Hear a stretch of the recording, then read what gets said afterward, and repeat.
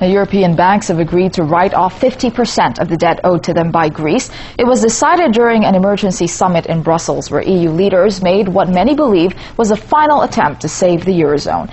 The settlement was reportedly a close-run thing, with the bank lobby holding out until German Chancellor Angela Merkel threatened letting Greece default.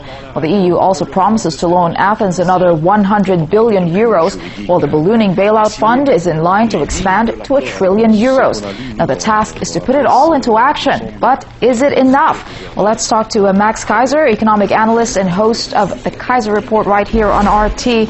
Max, you're certainly no fan of the Eurozone's policies, and you've repeatedly pointed out the EU's disorganized approach so far, but now there seems to be a real solid and sweeping plan. Are you finally placated?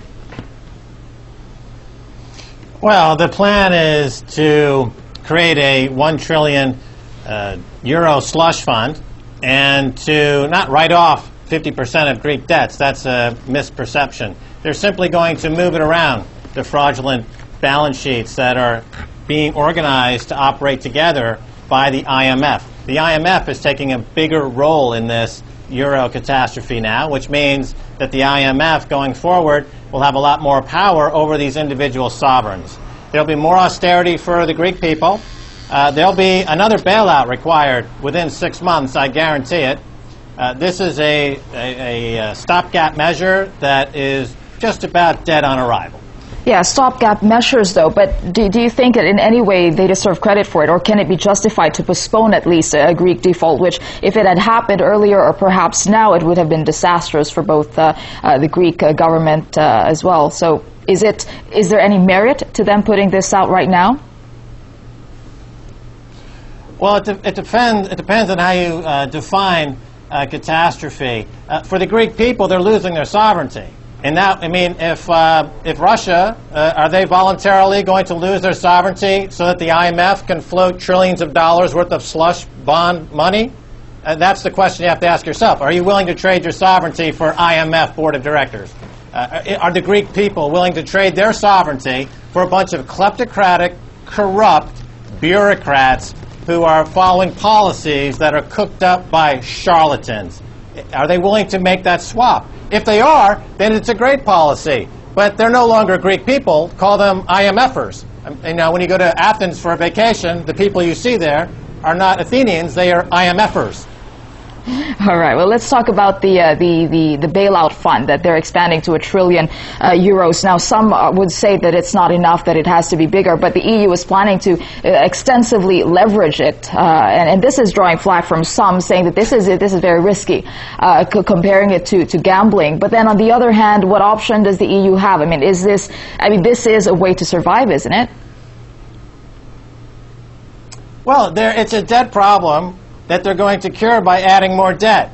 That €1 trillion, the president of the EU, Herman van Rompuy, has already said that they can leverage it up to €5 trillion.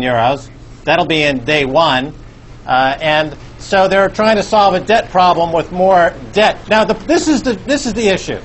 When you expand the debt load in this manner by trillions of euros, you're increasing the complexity of the euro economy by a factor greater than a mere $5 trillion additional debt. You're expanding the complexity by a really much higher degree. You're guaranteeing economic collapse by increasing the complexity of the system by adding more debt. This is why this should be stopped. In the next couple of months, you're going to be able to say that we staved off catastrophe for 2 months. But if you were truly interested in solving this problem, Greeks would default 100% on the fraudulent debt. They would contain their sovereignty, and banks would be forced to deal with the bad loans that they made. Why are we mollycoddling banks? Why are we giving them one set of laws and everyone else has a separate set of laws? It's because the IMF and their banking friends have taken a position above the sovereignty of any of these countries. They're not elected officials, and yet they are dictating terms to these people in these countries. Yeah, that's tyrannical. That's absurd. And not only that, but it's going to collapse. It doesn't work. Right, but speaking about the banks, I mean, they're there's being put a bit of pressure on them. I read that they are supposed to have 9% in capital buffers by next year. This will be the stress test. Is that putting a bit of a pressure on the banking sector as well? That 9% increase in capital buffers is going to be borrowed from the slush fund. That's just adding complexity. You're guaranteeing global financial catastrophe by letting these charlatans pose these theories that adding debt to a debt problem is going to increase stability. That's insane. Why don't you just give your financial policies? Oh, as a matter of fact, we already have. Ben Bernanke and Trichet are financial terrorists. We know this for a fact. Let's just have the terrorists run the world's economy. They're doing a fantastic job. Give them more weapons of mass financial destruction. Give them more debt. It's absurd. Is nobody going to stand up to terrorism? I guess not. Oh, well. Very quickly, Max, we're running out of time, but very quickly, them looking to China. Your thoughts on that? Any sense of security?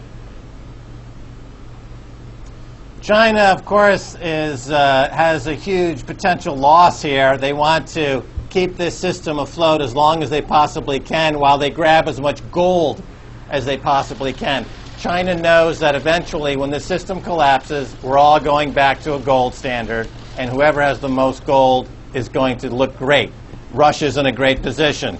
The U.S. has a lot of gold, but they've already loaned a lot of it out. So China knows that they've got a lot of gold, but they want to increase their gold stake until this system blows up, I guarantee it definitely will be a lot worse off 3 months from now and 6 months from now. You can stick a pin in it. It's definitely going to get worse. All right. Thanks very much for your thoughts there. RT's Max Keiser talking to us live from Paris.